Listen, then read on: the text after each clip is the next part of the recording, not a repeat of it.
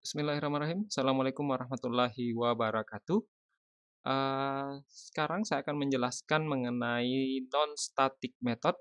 Jadi ini sebenarnya adalah kelanjutan dari video, static method yang sudah saya buat, sebelumnya ya.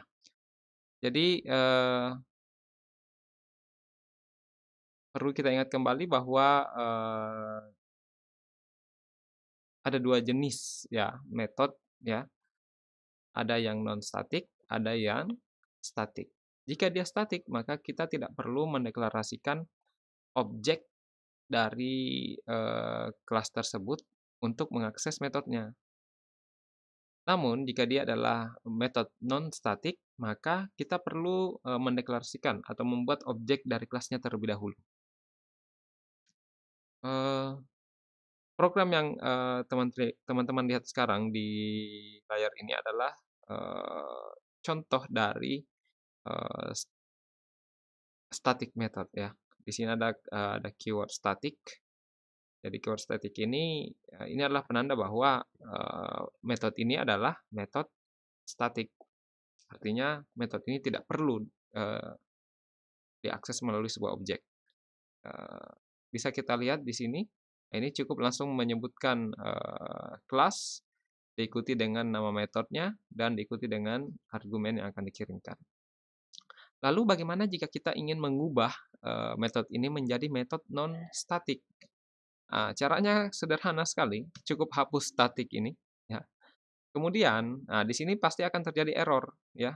Di baris ke-13 akan error. Kenapa? Karena metode ini sudah bukan lagi metode statik, maka secara otomatis kita tidak bisa mengaksesnya secara langsung melalui kelasnya.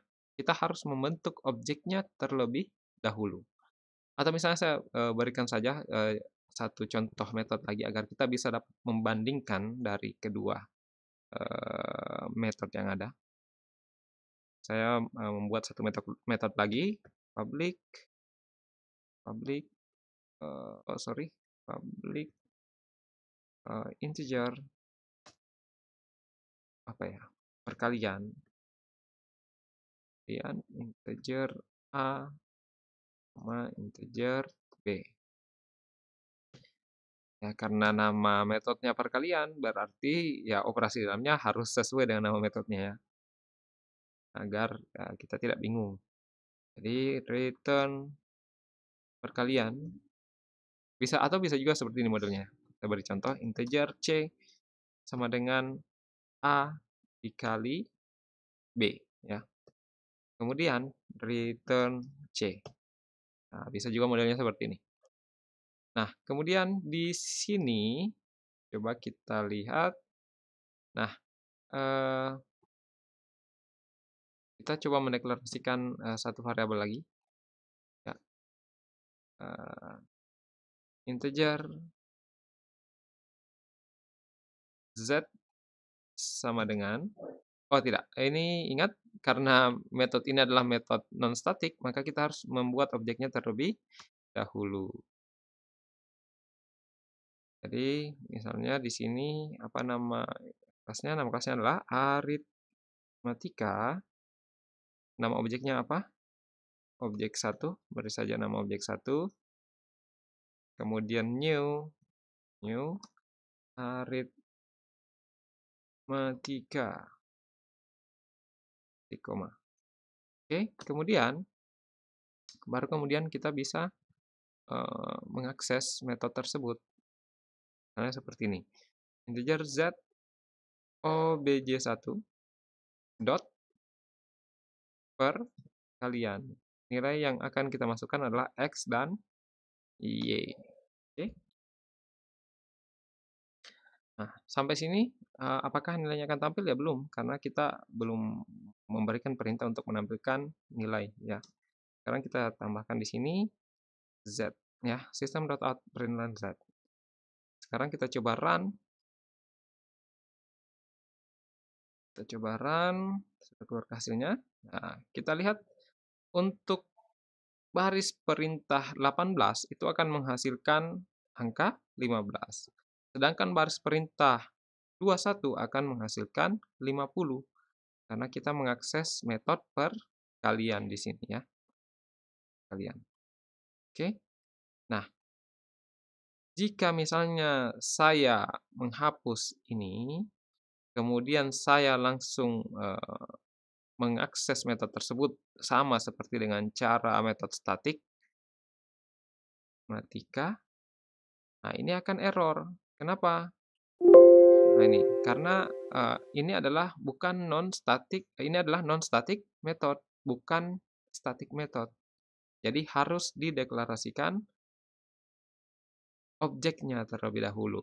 Jadi itu perbedaan mendasar antara metode statik dan non statik, ya. Jadi kita lihat di sini objek satu perkalian X, Y. Jadi nilai X 5, Y itu 10 masuk ke metode perkalian. Jadi nanti akan dicari yang mana sih yang namanya metode perkalian. Nah, jika namanya sesuai maka akan dieksekusi. Nah, di sini ada metode perkalian. Jadi nilai X masuk ke A, Y masuk ke B. Nah, di dalamnya kita mendeklarasikan variabel C lagi bertipe integer, di mana variabel C akan menampung hasil perkalian antara variabel A dan B. Di mana A adalah 5 ya, 5 dan B adalah 10. 5 kali 10 ya 50. Berarti di sini ada 50 masuk ke variabel C dan di sini ada perintah return C, kembalikan nilai C ke fungsi pemanggilnya. Yang mana memanggil metode ini? Ya, yaitu perintah baris ke-21 sehingga nilainya akan dikembalikan ke sini dan dimasukkan ke variabel Z lalu kemudian ditampilkan. Kalau kita hapus keyword return di sini, maka ini akan error juga karena di sini ada tipe nilai balik integer. Kecuali misalnya integer ini kita ubah menjadi void, ya, kemudian ini kita hapus, ini tidak akan error karena tidak akan mengembalikan nilai apa-apa. Ya. Ya, tapi karena kita membutuhkan nilai baliknya, maka kita harus memberikan tipe nilai balik sesuai dengan data yang kita olah. Oke, jadi itu perbedaan mendasar ya dari metode statik dan non-statik. Saya harap teman-teman yang baru belajar pemrograman bisa mudah memahami penjelasan saya. Mohon maaf jika ada kekurangan. Jika video ini bermanfaat, jangan lupa like dan subscribe. Terima kasih. Assalamualaikum warahmatullahi wabarakatuh.